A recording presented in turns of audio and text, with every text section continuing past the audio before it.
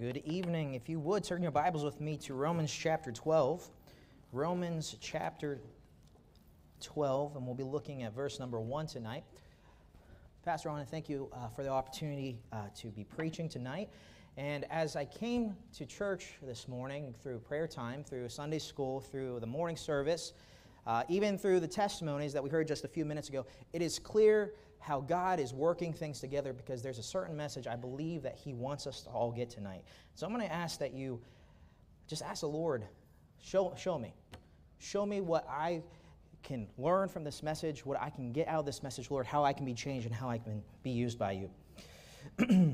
Back in 1850, there was a gentleman named Charles Blondin. Now, Charles Blondin was a French daredevil. Okay, and one day he decided he was going to do something crazy, and I think it's crazy, so I'm sure you think it's crazy. He was going to put a tightrope from one edge of Niagara Falls to the other, from America's side over to Canada's side. And so he does, though. And he begins to walk across this tightrope, and he's having just a good old time. He gets so used to doing it, just walking across the tightrope wasn't enough anymore.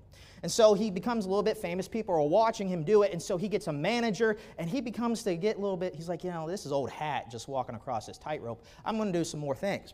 So he actually walks backwards across this tightrope from America over to Canada, 200 feet below him to his death. Nothing for him. Then he puts a sack over his head and walks across the tightrope. That wasn't enough either. So then he gets a backpack full of a stove and a little table set, and he walks to the middle of this tightrope, and he sits down and he cooks himself some breakfast and has it right there in the middle of the tightrope. And then he gets a wheelbarrow, and he pushes it towards